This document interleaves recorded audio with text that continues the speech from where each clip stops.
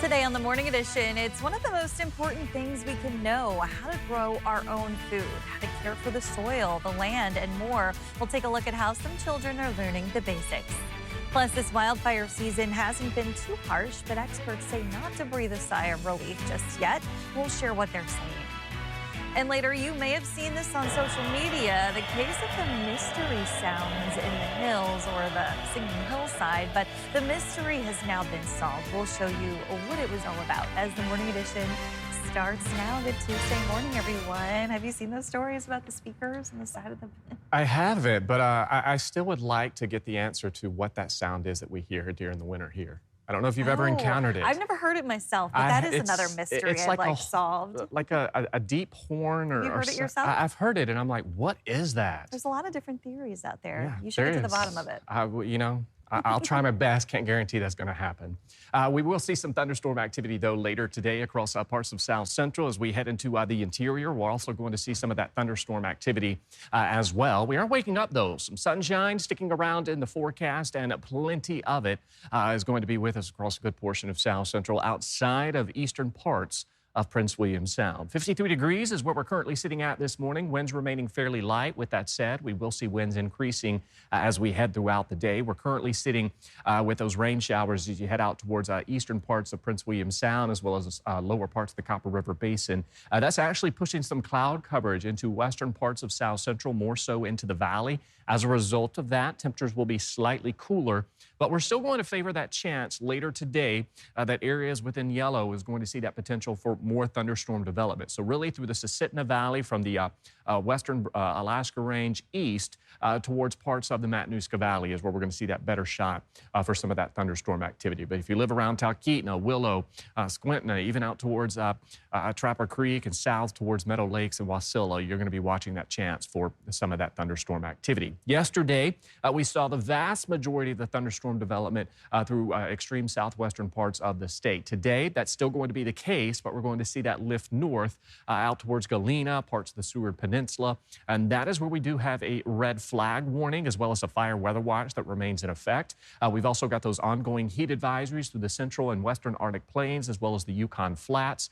Those are going to continue as we head through the remainder of today. Temperature-wise, we are sitting on the 50s for many areas of the state. However, out towards Nome, we are waking up with those temperatures in the upper 30s. As we head throughout the day, we're going to see those temperatures making a run near 70 degrees for parts of South Central, slightly cooler for coastal areas. I'll have more on that as well as a look at our wildfire stats coming up. Soil seeds and even some quail. Kids this week at the Farm and Garden Camp get to experience all of those fun things. Danny Tompkins is on site this morning and shares what's happening. Danny? Hi, Kristen. That's right. Many Alaskans grow their own food, and I'm here at a local Anchorage garden, and there is a greenhouse behind me as well, and there's just so many beautiful plants here. And Anchorage kids this week are learning what it takes to grow their food and farm in the last frontier. Keep it over the toe like this, okay? Grayson, do you want me to flip another page for you, friend? These kids are having fun, but also learning. This week, they study the life cycle of quails, talking about their food, water, and lifespan. But they also learn about soil, how to plant seeds, and about the growing cycle. Julia O'Reilly with Gather and Grow Collective says they hope to provide something unique to Alaska. We do a lot of traveling together, and so we borrowed a lot of things that we see whenever we go out of state that are things that we're like, oh, this is really great to have. It's a great resource. It was a really fun event. I wish we had something like this at home.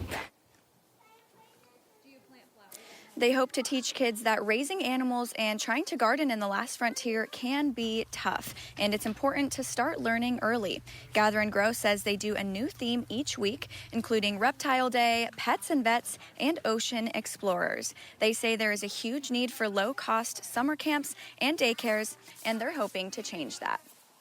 And it looks like a lot of those kids are maybe having a little too much fun. But Gather and Grow says while the education is needed, they also hope that the kids walk away with lifelong relationships. And maybe one day they'll have a garden like this. I'll leave you with this beautiful array of plants. Kristen. stunning. I love all the colors. Thanks, Danny. Well, it's been a relatively quiet wildfire season across Alaska, but it isn't over just yet. Alex Bengal takes a closer look at how this season is stacking up.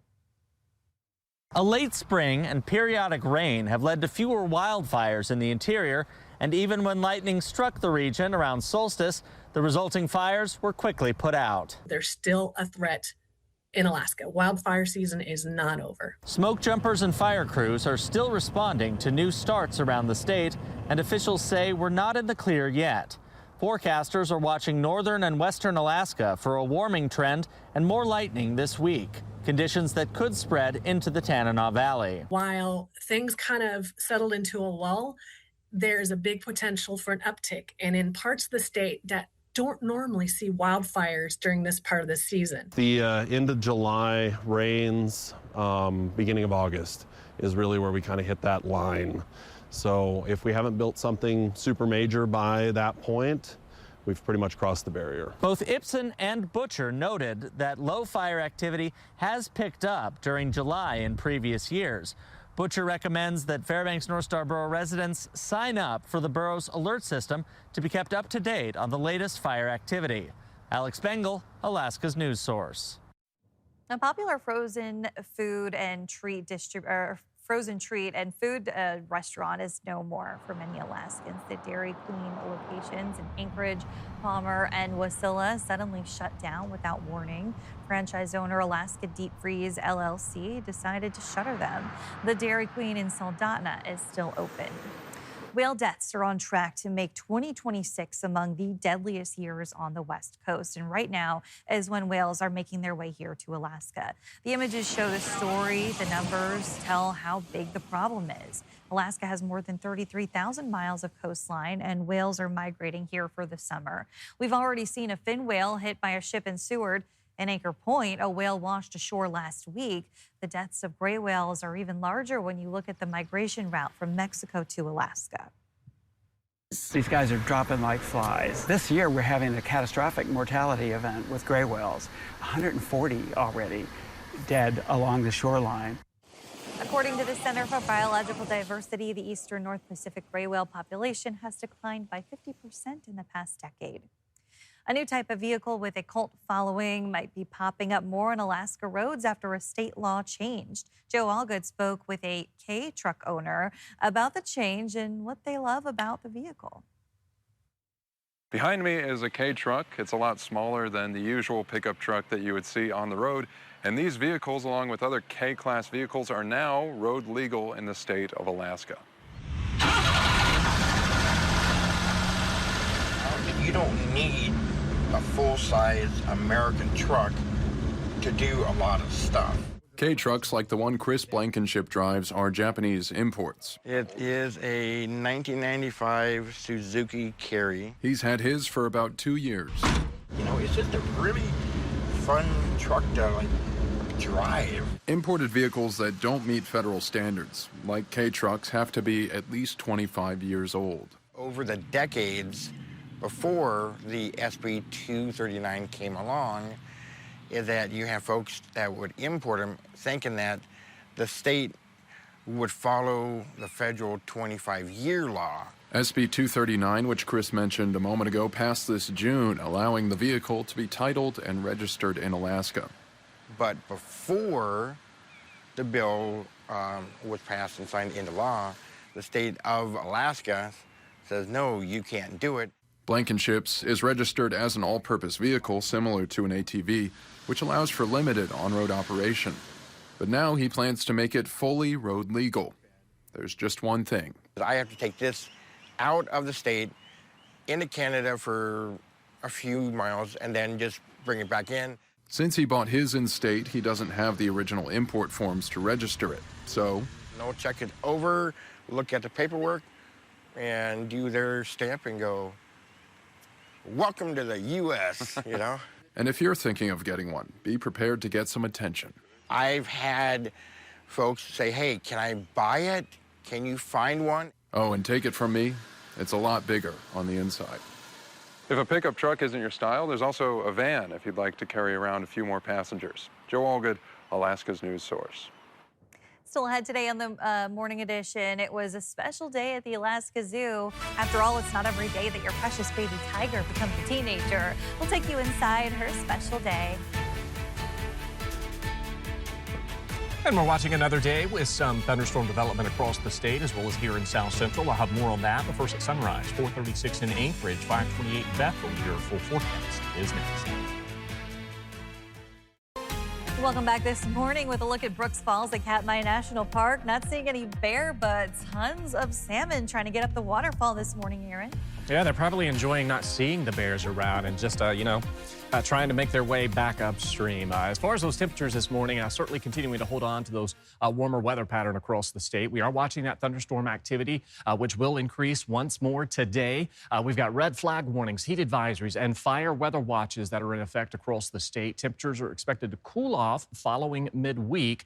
In fact, today we'll see a high near 80 for parts of the interior. And then by Thursday, those temperatures will actually drop down into the 60s as we continue to see some of these cooler conditions returning to the state. We're currently sitting at 134 active wildfires across Alaska, 4 of which are new. We're sitting at just under 33,000 acres burned, with yesterday a fairly active day as we saw over 8,000 lightning strikes. Now, keep in mind, a typical season in Alaska burns about 1 million acres. So we certainly have seen pretty much a quiet wildfire season so far. We do have some red flag warnings as well as fire weather conditions as you head across western parts of the state. There's those heat advisories that we do have in place. And when it comes to these red flag warnings, we've got a humidity as low as 30%. Critical fire weather conditions are expected as this thunderstorm activity continues to increase. In fact, as we head through tomorrow, we may even see these storms lift as far north as parts of the slope. So we'll be watching for that as well. Today, we will see the potential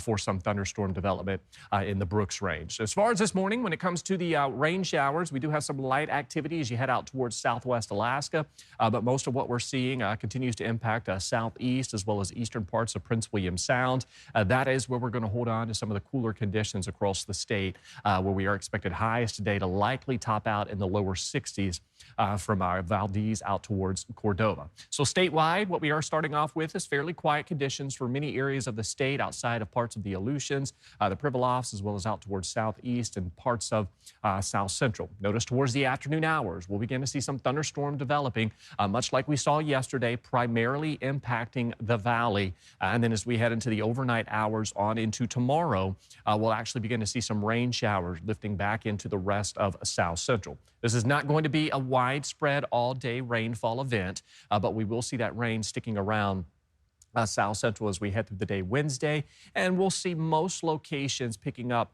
less than about 0.3 of an inch of rainfall, with the exception of Prince William Sound. So again, as we head through today, we'll see that thunderstorm development through the valley.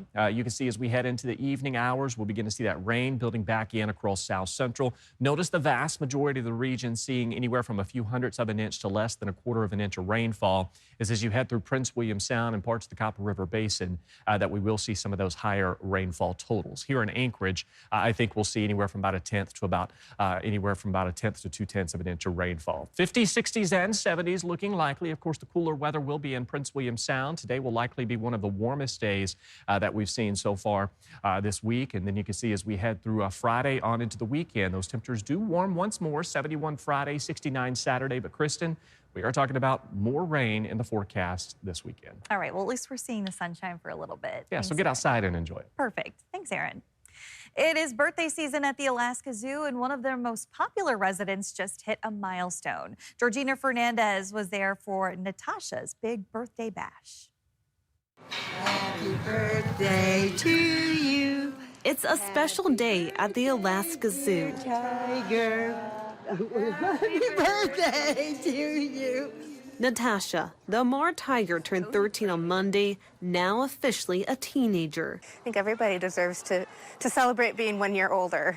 She marked the milestone in true birthday girl style. Gnarling on a 3-tier frozen birthday cake. He was like knocking it over, dragging it through the ramp. Like many of us, Natasha is definitely a big fan of her birthday. She is still down there going to town right now on her frozen cake as she celebrates her second birthday here at the Alaska Zoo after arriving here in 2024.